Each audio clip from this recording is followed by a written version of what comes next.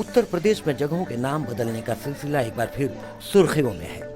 इलाहाबाद को प्रयागराज और फैजाबाद को अयोध्या बनाने के बाद अब योगी आदित्यनाथ की सरकार एक और ऐतिहासिक कस्बे का नाम बदलने की तैयारी कर चुकी है और इस बार यह फैसला पूर्वी उत्तर प्रदेश के कुशीनगर जिले से जुड़ा है।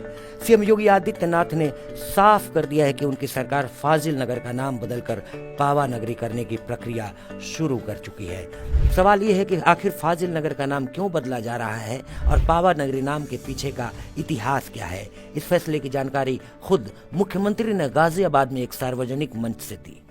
ये उत्तर प्रदेश का सौभाग्य है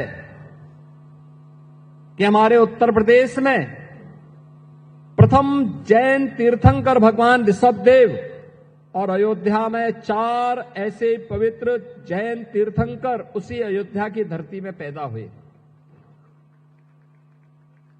काशी जो दुनिया की आध्यात्मिक नगरी कही जाती है, उस काशी में 4 जैन तीर्थंकरों को अवतरित होते हुए दुनिया ने देखा है। अभी पिछले दिनों मुझे श्रावस्ती जाने का अवसर प्राप्त हुआ था। वहां पे भगवान संभवनाथ जी का जन्म जैन तीर्थंकर के रूप में उनका जन्म उसी श्रावस्ती की धरती पे हुआ था। बता दें कि गाजियाबाद में पंच कल्याण महामहोत्सव का आयोजन किया गया था। मौका था भगवान पार्श्वनाथ की भव्य मूर्ति और 100 दिनों में तैयार किए गए गुफा मंदिर के लोकार्पण का। इसी मंच से सीएम योगी ने इतिहास के पन्नों को पलटते हुए एक बड़ा ऐलान किया। उन्होंने कहा कि भगवान महावीर का जन्म भले ही बिहार के वैशाली में हुआ था, लेकिन उनका महापरिनिर्वाण यानी मोक्ष की प्राप्ति उत्तर प्रदेश की धरती पर हुई थी।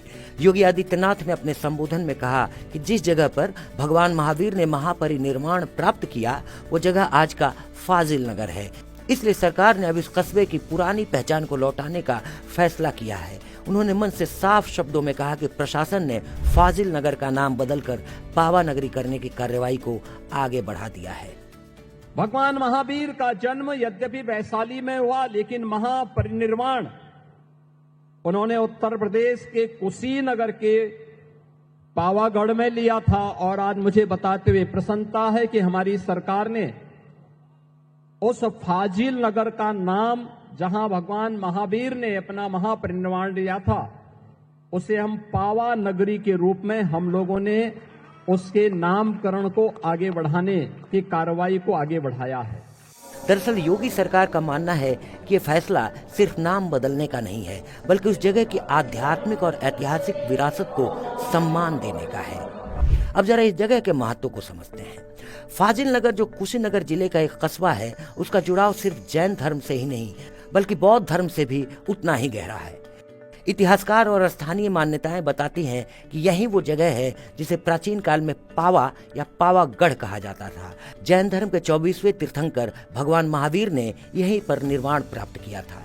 इसलिए जैन समाज के लिए ये जगह एक पवित्र तीर्थ स्थल है। लेकिन कहानी यहीं खत्म नहीं होती। इस जगह का बौद्ध धर्म से भी एक गहरा नाता है। फाजिल नगर के आसपास के गांवों में कई ऐसे टीले मौजूद हैं जिनकी खुदाई भारतीय पुरातत्व सर्वेक्षण यानी ASI ने करवाई थी।